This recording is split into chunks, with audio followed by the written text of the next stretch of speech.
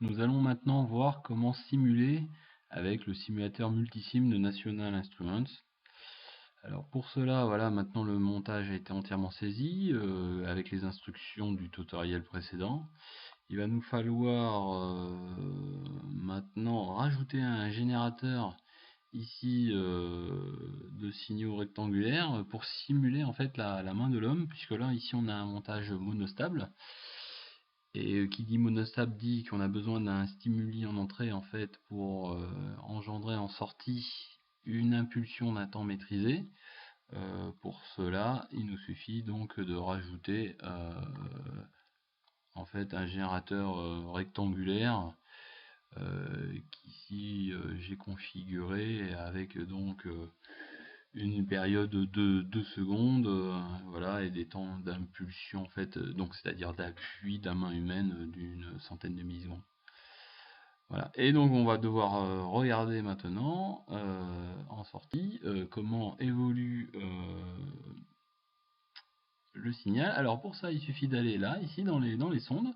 On peut choisir des sondes de tension ou de courant. Alors on va prendre une sonde de tension pour voir comment évolue le stimuli entrée. Voilà, on le place ici. Voilà, ça sera la sonde PR1.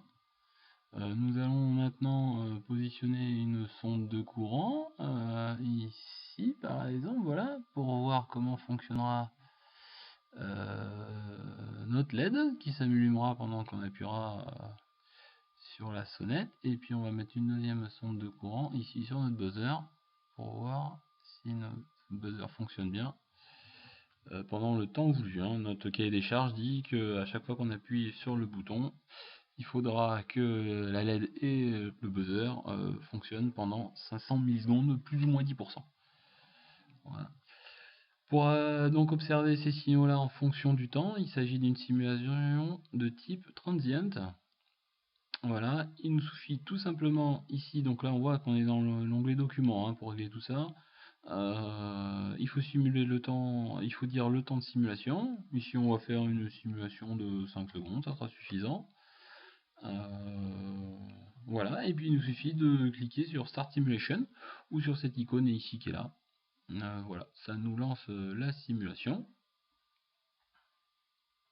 et on voit les chronogrammes apparaître. Voilà, des 3 sondes. À gauche, la graduation pour la sonde de tension. À droite, la graduation pour les 2 sondes de courant.